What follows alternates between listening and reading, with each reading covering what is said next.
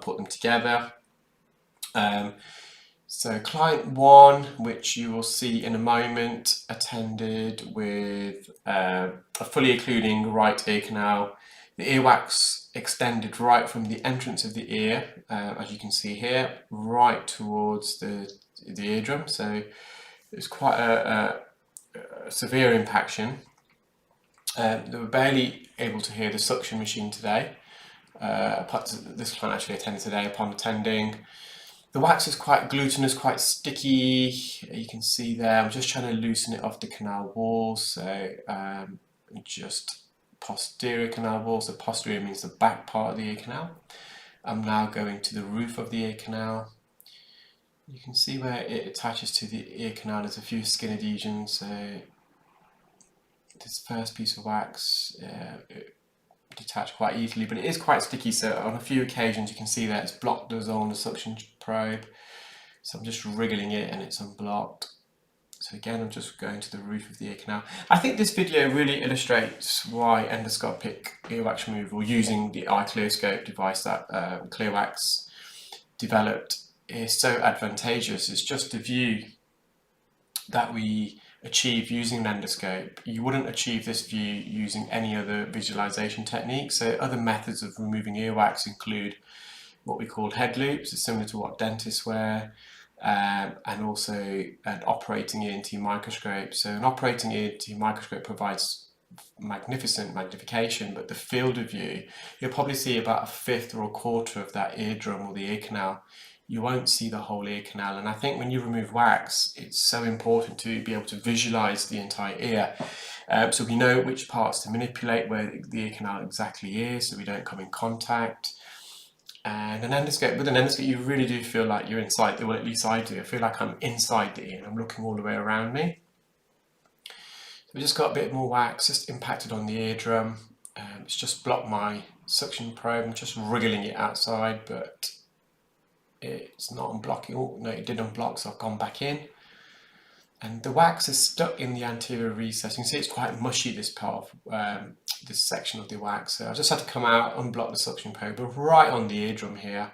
And remember, we're really delicate when we're working this close in the ear canal. There's the tympanic membrane. You can see there's a bit of scar tissue, a bit of white scarring around the edge and the periphery. So that's what we call tympanosclerosis. This is client 2. So this client again attended today. I just thought whilst they've attended today, let's just get these videos uploaded. Attended with a son. This patient has Parkinson's, and the only reason why I'm making reference to that is, so with Parkinson's, sometimes they get Parkinson's patients get unsteady hands, but the patient also had a bit of an unsteady head, so I just had to be very cautious when I was doing this procedure. I just didn't want the patient to make any sudden head movement.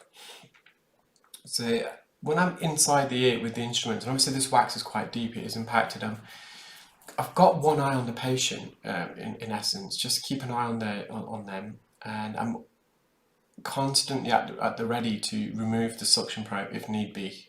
So it's a very tentative procedure. I'm not sure, it's the first time I've watched it back, so I'm not sure if it shows when you watch the video itself, but I'm always just ready to quickly pull out the suction probe if the patient makes any sudden head movements. So you can see a bit of the tympanic membrane posteriorly. Patient had been using drops, so that definitely helped. And again, the view is just so unbelievable. You just don't get this view with a microscope or head loops.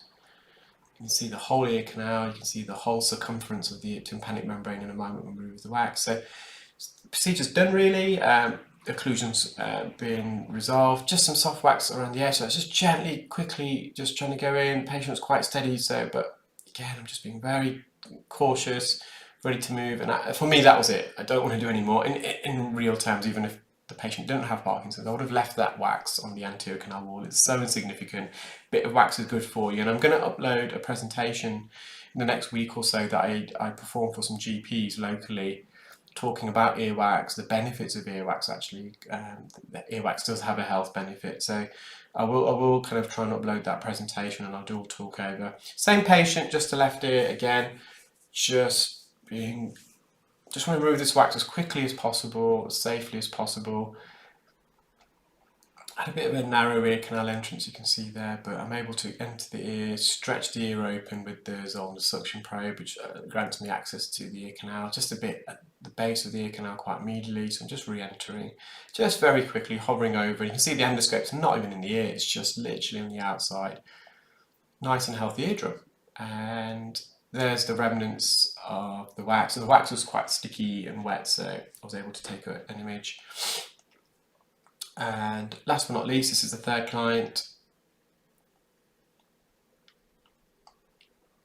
So this client had used a smart swab. It's one of those kind of spirally devices that I've seen on Amazon and on Facebook. It's like a corkscrew, and they just push the wax further in the ear. It's really impacted on the eardrum. I think they also caused some bruising to the ear canal. You will see that a bit later on the anterior canal wall.